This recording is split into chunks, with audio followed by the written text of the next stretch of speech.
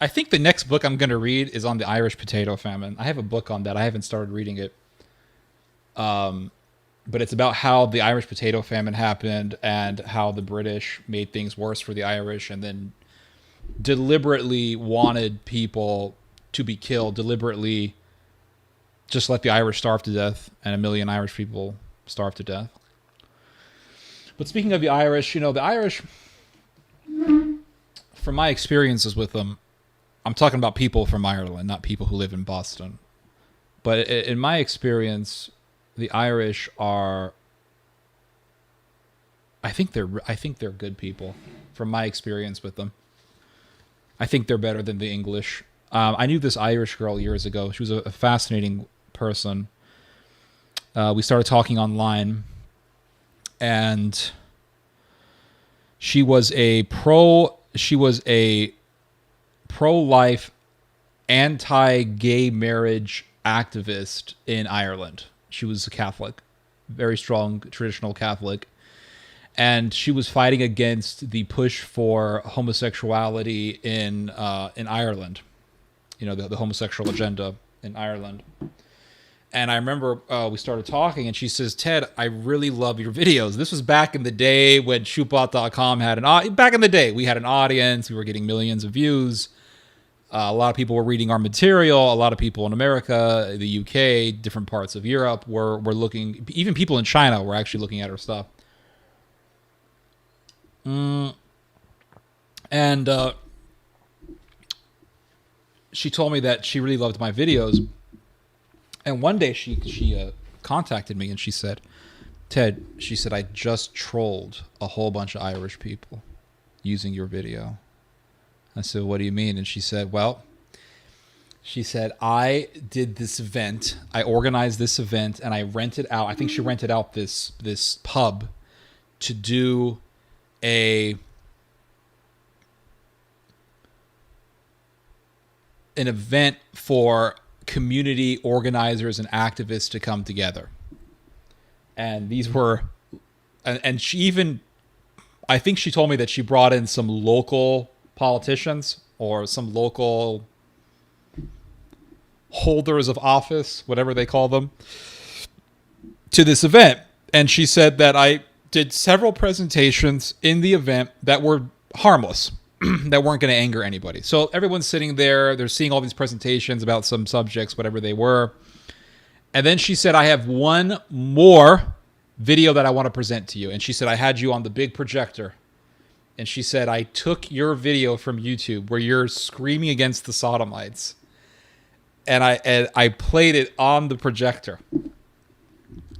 She said, a little tobacco in my mouth. She said that people were getting up and were leaving.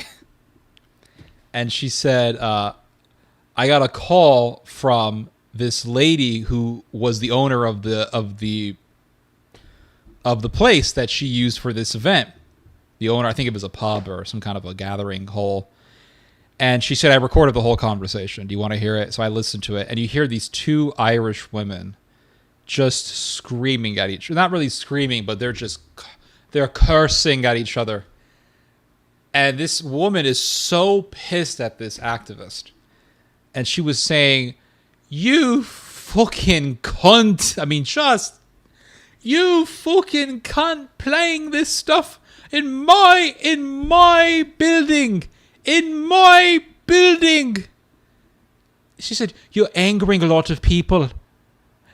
I think her name was Madeline. Madeline, you're angering a lot of people.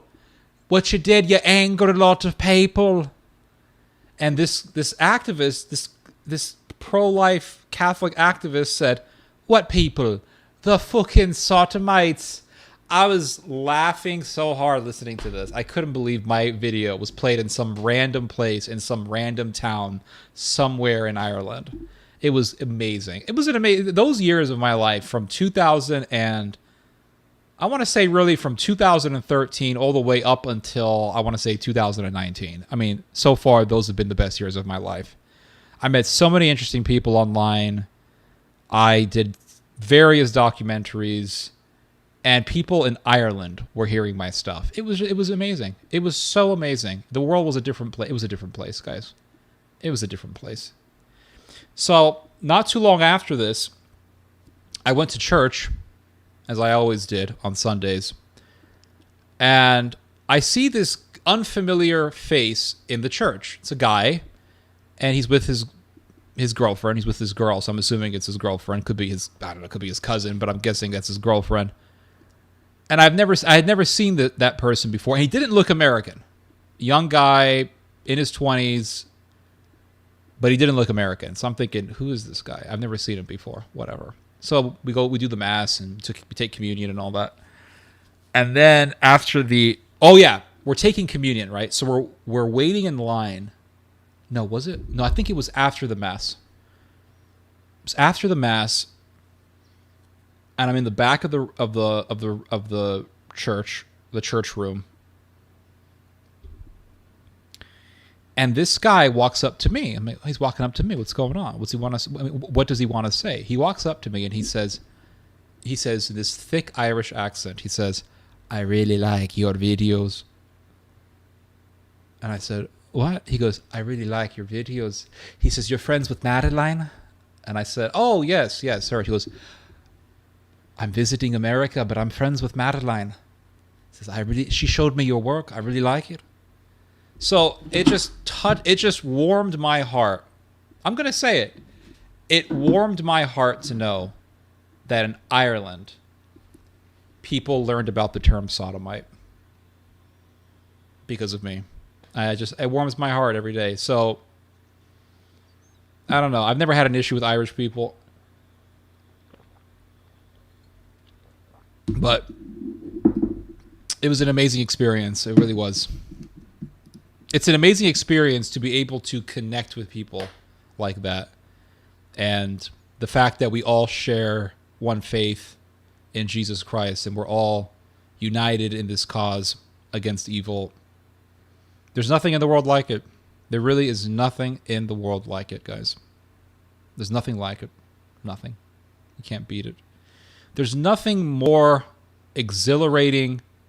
There's nothing more elating than the feeling of fighting for a cause.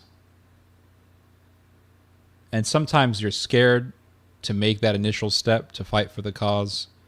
But when you make that step, then there's really no going back. You can't go back, guys. And sometimes I've tried to avoid confrontation. In fact, I will confess, many times I have tried to avoid confrontation. Many times I have avoided tension. But once you make that step, and all it takes is 5 seconds of courage, you never want to step out.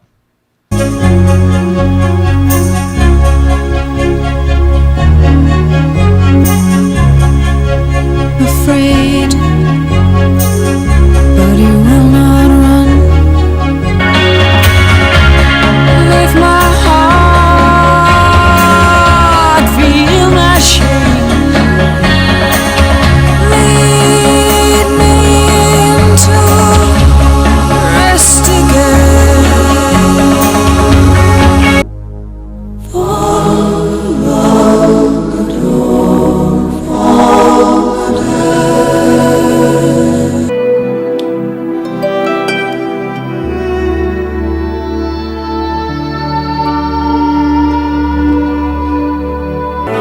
need my heart beat strong and fast.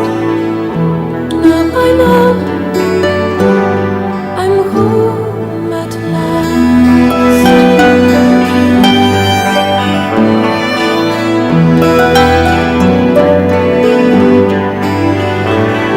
You offered me an eagle's wing. See, as soon as you listen to this music, where does your mind go? See, that's how I judge if a song is beautiful or not. It has to take my mind on a journey. If there's no journey, then I don't really listen to it. This music, as soon as you hear it, where are you? Where are you? You're in the Shire. You're in Lord of the Rings. You're in Braveheart. You're in Joan of Arc. You're in misty green fields, and you just met Merlin. I mean, it just takes your mind on a journey. King Arthur. It takes your mind on a journey.